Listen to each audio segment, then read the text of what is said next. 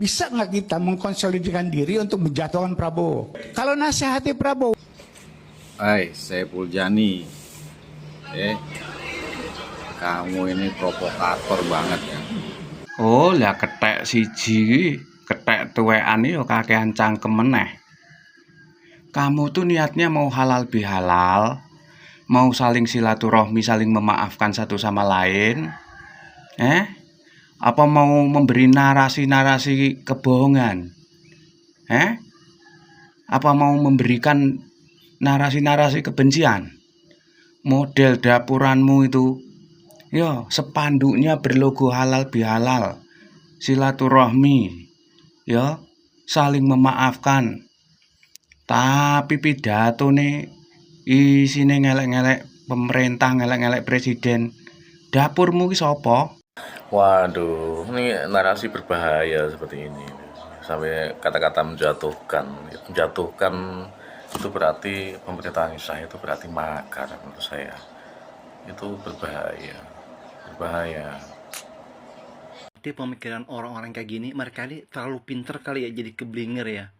Di tengah negara Indonesia ini bertahan dengan kondisi saat ini yang nggak baik-baik aja, di mana negara lain itu nggak mampu melindungi rakyatnya dengan menaikkan harga BBM. Indonesia masih bisa mampu sampai saat ini gitu ya. Kita tuh harus bersyukur alhamdulillah gitu loh. Kalau emang mau berkuasa ya tunggulah 3 tahun lagi, mau bagian dari penguasa tunggu emang sampai berabad-abad itu, tunggu 3 tahun lagi itu nggak lama. Jangan sampai negara ini yang lagi bertahan gitu sekuat tenaga pemerintah tuh untuk melindungi rakyatnya, kalian mau acak-acak gitu. Tapi menurut gua sih suara kalian itu nggak bakalan didengar lah, karena suara kalian itu bukan suara rakyat, suara para penguasa, orang-orang yang mau berkuasa gitu. Orang-orang mau jadi bagian penguasa. Politik ini perspektif ya, bukan matematika, 1+1 pasti sama dengan 2. Jadi masing-masing tuh punya kebenaran dan keyakinan. Nggak bisa memaksakan kebenaran kalian itu, nggak bisa, karena masing-masing punya perspektif. Jadi udah, sekarang kondisi kalian kondisi yang sudah kalah gitu ya, tahanlah, tunggu 3 tahun lagi. Dulunya saya bukan pemilih Prabowo, Pak. Saya dulunya bukan pemilih Prabowo. Jujur saya dulunya milih Anies Baswedan dulu saya pilih waktu pemilihan presiden kemarin. Tapi saya sangat tidak setuju sekali dengan narasi yang Bapak pakai. Bisakah kita mengkonsolidasikan diri untuk menjatuhkan Prabowo dalam keadaan negara yang seperti ini sekarang? Ini ajakan yang Bapak keluarkan, ini berbahaya buat bangsa dan negara, Pak. Apakah Bapak mengira dengan jatuhnya Bapak Prabowo sekarang, Indonesia ini lebih baik? Tidak. Berarti Bapak harus belajar lagi tentang sejarah bangsa ini. Berjalannya sampai hari ini bagaimana di negara kita ini. Jadi, kalau saya melihat hari ini, kita tentu bebas memilih pandangan. Bagaimanapun, walaupun dulu kita terpecah belah untuk presiden mana yang kita tentukan. Tapi hari ini telah disahkan oleh undang-undang bahwasanya Presiden Republik ini adalah Bapak Prabowo Subianto. Kita sepakat dia adalah presiden kita. Dan dia sangat bertanggung jawab tentang apa langkah yang dia ambil untuk memimpin bangsa ini. Dalam gejolak global seperti hari ini, tambah lagi ajakan Anda kalau seandainya diiyakan oleh masyarakat yang awam, hancur lebur Indonesia ini. Kacau negara kita. Bisa-bisa diambil alih negara kita ini oleh asing ini. Kesempatan emas kekacauan di Indonesia hari ini, kesempatan emas oleh orang luar untuk memporak-porandakan kita. Seharusnya tidak itu bahasa selaku seseorang intelektual, Pak. Tidak itu bahasa yang Bapak keluarkan. Saya tidak sepakat sekali mengajak orang untuk menjatuhkan presiden dalam kondisi ekonomi yang seperti ini, kondisi negara yang seperti ini, perang global seperti ini. Bisakah kita sama-sama berdoa hari ini agar negara kita ini dilindungi oleh Allah Subhanahu wa taala? Agar Bapak Presiden kita panjang umurnya dan baik tindakannya untuk bangsa dan negara ini. Itu yang seharusnya kita lakukan. Tidak mengajak orang untuk turun ke jalan seperti yang Anda lakukan. Saya tidak sepakat. saat negara-negara luar sana ya banyak yang ekonominya morat-marit akibat krisis energi global, banyak negara-negara luar sana sampai menaikkan harga BBM-nya lebih dari 2 kali lipat. Bersyukur kita tinggal di Indonesia ya. Pemerintahnya tidak sampai menaikkan harga BBM. Pemerintah sampai rela mengeluarkan uang lebih dari 100 triliun untuk subsidi BBM. Agar apa? Agar masyarakat kita ini tetap hidup tenang, tidak ada lonjakan-lonjakan harga dan tidak sampai kita menurunkan atau ya menurunkan daya beli masyarakat. Jadi daya beli masyarakat itu tetap stabil seperti itu. Tapi ada saja manusia-manusia seperti Bapak ini. Bapak ini mengatakan kalau Pak Prabowo ini tidak bisa dinasehati, hanya bisa dijatuhkan. Ya inilah orang-orang yang mengatasnamakan rakyat, tapi mereka itu sebenarnya bukan kepentingan untuk masyarakat banyak, hanya untuk kepentingan pribadi mereka sendiri. Karena bisnis-bisnis mereka banyak yang terganggu akibat kebijakan dari pemerintahan kita. Seperti Bapak ini bilang ya, bukan pada prosedur yang formal ya, seperti impeachment. Sama saja Pak, impeachment atau pemakzulan ya. Kalian ingin menggulingkan pemerintahan Pak Bowo ya, agar bisnis kalian ini jalan kembali. Seperti itu kan tujuan kalian. Jadi nggak usah mengatasnamakan rakyat, bawa-bawa kita. Masyarakat ini hidup tenang sekarang-sekarang ini ya. Kita jangan sampai terprovokasi oleh hasutan-hasutan manusia-manusia seperti ini. Ya manusia bisa dibilang orang-orang yang gak waras seperti itu ya. Hanya mementingkan kepentingan pribadi mereka sendiri. Ya, kita jangan sampai terhasut oleh hasutan-hasutan mereka.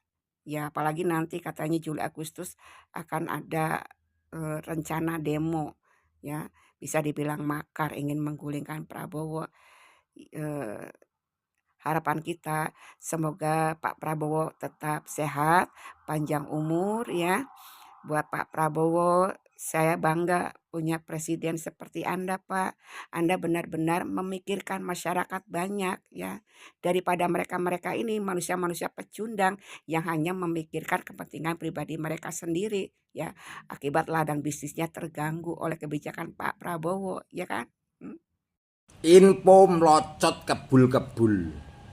Ya mlocot sirahe, mlocot teliye, iri dengki isine. Lo keren info mlocot. Ini sudah masuk ranah makar. Ya. Sudah masuk ranah makar.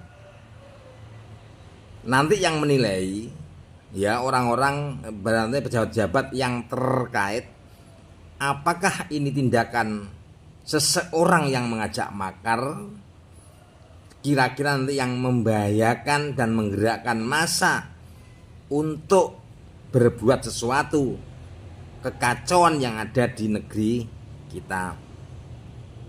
Ya, kalau ini istilahnya acara halal bihalal, itu bungkusnya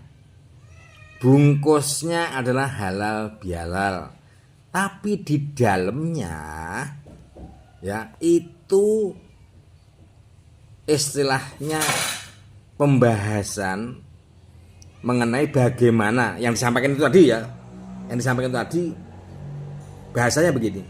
Kalau kita menasihati Prabowo itu sudah nggak bisa. Satu-satunya adalah menjatuhkan. Kalau menurut saya ini sudah ranah mengajak makar. Kalau sudah bahasanya makar, ini pihak yang terkait baik TNI Polri ya harus segera bertindak. Ya. Dan siapa orang-orang di dalamnya? Supaya apa? Tidak terjadi hal-hal yang mengakibatkan menimbulkan orang-orang yang lainnya menjadi imbasnya.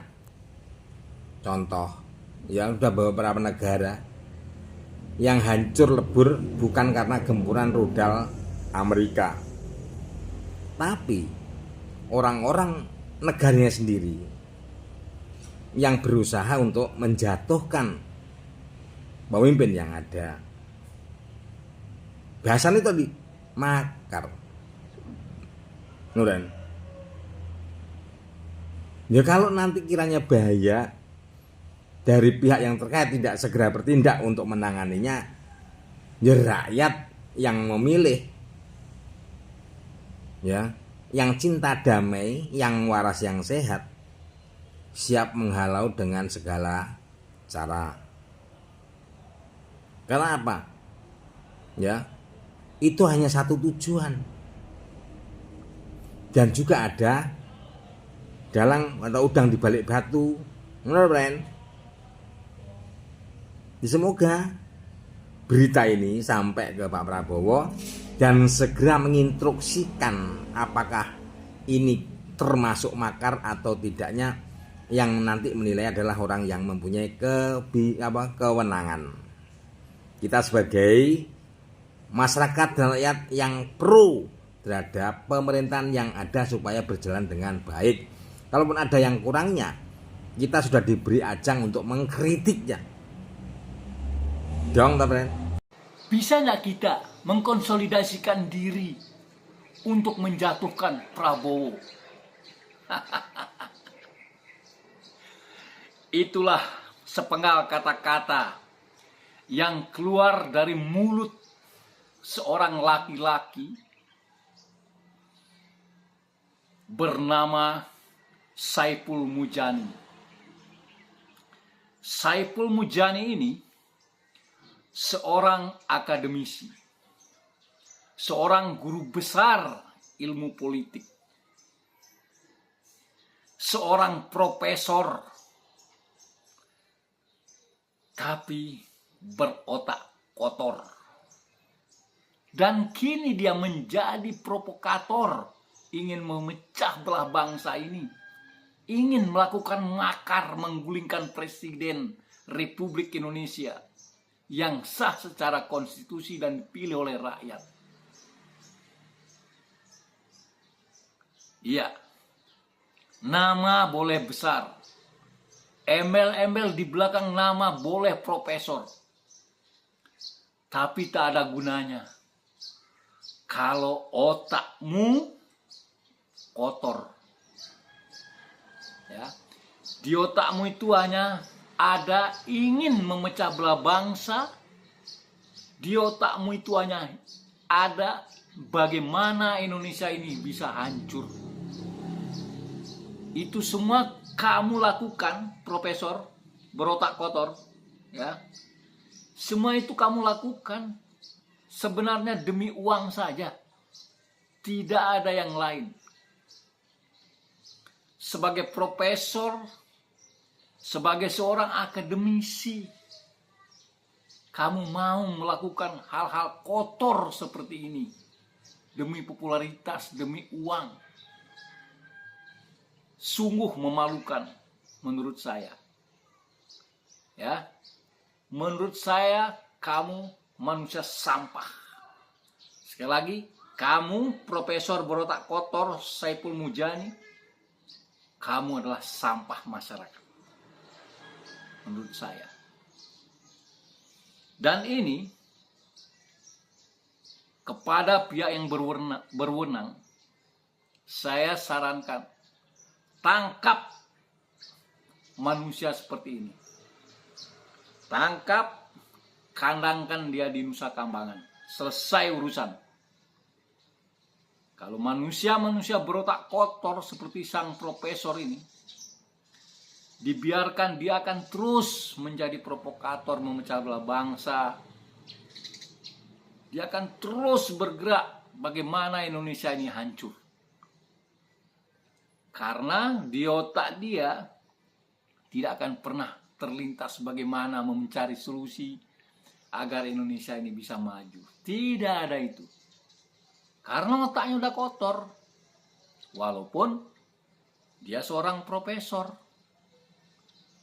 Beginilah. Udah otak kotor, bertitel profesor, tapi menjadi provokator. Ini namanya sampah masyarakat. Dancuk. Orang-orang seperti ini itu Harusnya cepet-cepet diringkes gitu ya. Dan sekarang lagi marak ya dulur ya, ojo kaget. Dan ya beritanya sing kenceng sih memang ada yang mendanai untuk membuat chaos nggawe kisruh di negara kita gitu. Jadi makanya kita aja yang cerdas, pakai logika, jangan mudah terprovokasi. Negara kaya ngene iki lho, adem ayem iki lho wis nemen penake. Pengen kaya Israel ngono ta. Pengen kaya Iran ngono ta. Oh enak-enak kelon moro mak celdur ngono wae. Ya wurung oleh kelon. Jadi kita pertahankan kondusivitas keadaan sing aman, tentrem, damai kayak ini nyambut gawe ya tenang gitu. Jadi jangan mudah terprovokasi lah. Jadi intinya orang-orang seperti ini kemungkinan besar karena kekecewaan rasa pribadinya, terus berhubung akeh yang sepemikiran dengan dia akhirnya ngumpul ono komunitas nggawe acara sehingga disampaikan bersama-sama seakan-akan gitu loh. Pemimpin negara kita itu gak bener, salah. Padahal itu hanya di mata dia dan kelompok mereka aja gitu loh. Tadi si Saiful Mujani ini kan ya waktu Pilpres terakhir ini kan gak mendukung Pak Prabowo. Jadi rata-rata pembenci pemerintah itu kan orang-orang yang kalah. Dan memang manusiawi sih wong kalah ya. Aku biyen yo wis tau ngrasakno musuhku kalah ya aku sing dikuyo-kuyo kok. Jadi cerita bukan hanya karena teori tapi wis tau nglakoni. Makanya kita harus cerdas dalam bersikap, jangan mudah terprovokasi. Koyok winginane iku. Hoake gak karu-karuan. BBM naik tanggal 1 April BBM naik. Wong padha antri nduk nggone pom. Aku yo ora. Wong-wong antri aku yo mangan tahu tek nduk nggone pom. Ndelok polahe wong-wong. Nah, itulah yang membuat keadaan sing malah dadi gak karu-karuan gitu loh. Makanya ora usah dikatekno. Kecuali yang bilang itu adalah orang-orang dari pemerintah. Misalnya nih Pak Presiden Dewi, ya wakil-wakilnya, sok menteri nih dan lain sebagainya, orang-orang pemerintah lah itu baru dipercaya. Kalau hanya berita dengan medsos, terus golongan-golongan gak jelas kayak ngene iki aja dipercaya ya dulur ya. Wis to, ya iku mau lho. Kita pertahankan keadaan sing damai, tenang kayak ngene iki. Mergo apa? Secara global dan universal intinya nyambut gawe ku penak ya, nyambut gawe penak, ekonomi juga tertata bagus. Nyatane ndi bensin munda, BBM sembarang kalir munda, kita tidak. Ya harus kita syukuri lah. Makanya ojo percaya berita-berita yang bukan dari pemerintah yang yang menyampaikan sumbernya nek gak teko pemerintah wis aja gampang dipercaya. Wis karena lagi marak dan gak ngerti. Nek biyen kita sekolah musuhe Mbah Buyute dhewe iki biyen kan penjajah. Kompeni Londo. Sekarang enggak bangsane dhewe, tapi memang ya nek ndelok film-filme biyen kan ono antek-anteke gitu. Cecunguk-cecunguke itu kan ada memang. Dan itu memang yang bahaya gitu. Jadi itu memang trik politik ya, mudah-mudahan dengan ono MBG ini makan bergizi gratis ini akhirnya generasi kita itu nanti cara berpikirnya jadi lebih pinter, lebih cerdas, lebih menggunakan logika. Wong sing mangane sego karak ngene biyen sego wadang sego karak ngene cek iso gawe logika, mosok jange sing 4 sehat 5 sempurna gak iso berpikir menggunakan logika nih. Ya wis iki mah ya dulur ya. Piye carane kelon ya iso anteng ya, mangan enak ya. Gak ono bledak-bleduk mbledos. Intine ayo sing rukun, damai, tidak mudah terprovokasi. Tetap bersama Sorsawu. Panik ya semua orang, buset dah. Aduh Pak Saiful, ya memang Pak Saiful Mujani ini cukup kontroversial ya statementnya. Tapi kalau sampai sejauh bilang itu makar, coba kita lihat deh ya. Pertama, itu banyak dipotong ya sebenarnya. Jadi kalau misalkan lihat video fullnya itu, sebenarnya Pak Saiful Mujani itu maksudnya adalah mau mengkonsolidasi, menggulingkan pemerintahan Prabowo seperti yang pernah dilakukan tahun 98 untuk menggulingkan pemerintahan Pak Harto, yaitu dengan berkonsolidasi, demo, turun ke jalan, memberikan tekanan politik yang besar untuk ujung-ujungnya si presidennya itu sendiri yang resign gitu. Itu maksudnya tuh begitu sebenarnya. Bukan mau menggulingkan, menggulingkan enggak. Kayak gitu. Nah, sekarang pertanyaannya, makar apa bukan kan gitu ya. Pertama kita cek BTW KUHP ini harus pakai KUHP yang baru ya. Gitu. Jadi di pasal 191, setiap orang yang melakukan makar dengan maksud membunuh atau merampas kemerdekaan atau menjadikan Pak Presiden dan Wakil Presiden dan atau ya Wakil Presiden tidak mampu menjalankan pemerintahan. Itu dulu nih gitu. Pertanyaan gue sekarang, kalau semisalkan nih, katakanlah kita berhayal Pak Saiful Mujani sukses untuk mengkonsolidasikan 270 juta orang rakyat Indonesia berturun ke jalan, katakanlah ke istana presiden, mau nuntut Pak Presiden itu buat jangan lu harus resign dari presiden, gue udah gak mau presidennya lu lagi, kayak gitu.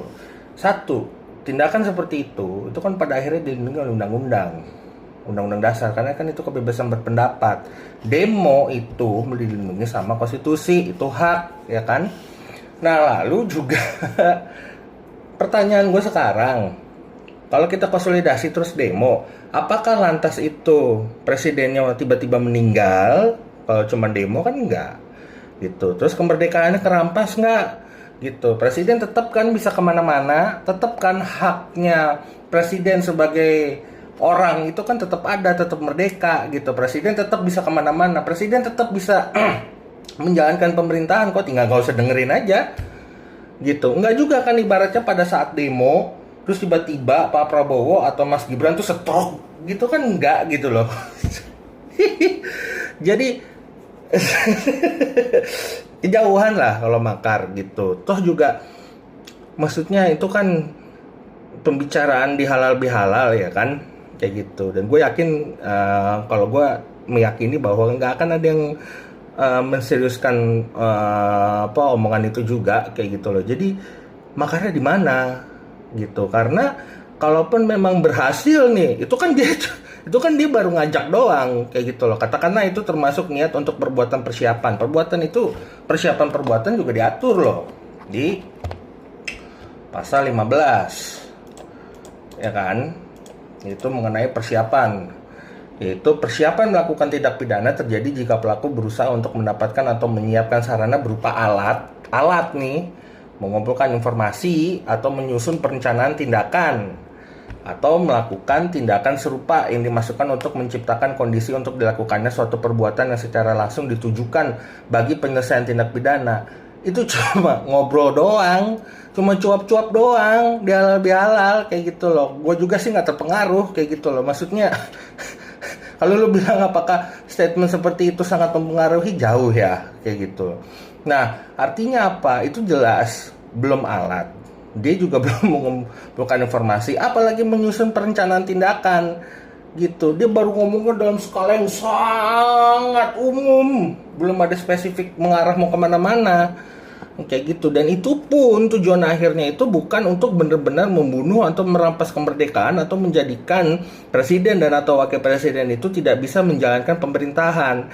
Jadi ibaratnya nih, kalaupun berhasil nih dia serangkaian tindakan itu untuk pada akhirnya mencapai tujuan akhir dia, yaitu menggulingkan, dalam tanda kutip ya, menggulingkan pemerintahan Prabowo.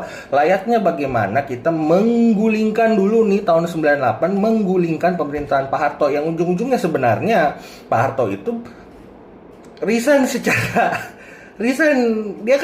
dia sendiri yang resign gitu kan, dia menyatakan bahwa saya mundur gitu dari posisi Presiden Republik Indonesia gitu. Jadi itu maksudnya. Jadi ya kalau gambarannya itu tuh dia pengen demo besar-besaran, konsolidasi buat minta Pak Prabowo itu turun. Dan itu jelas sah secara konstitusi kayak gitu. Karena itu ibaratnya banyak orang menyatakan ekspresinya mereka melalui hak mereka untuk menyampaikan kebebasan berpendapat di muka umum, untuk bilang Pak Prabowo jangan jadi presiden lagi dong, saya pengen presidennya yang lain gitu, atau Mas Gibran jangan jadi wakil lagi dong, atau dua-duanya dong, kayak gitu. Jadi kayak gitu sebenarnya.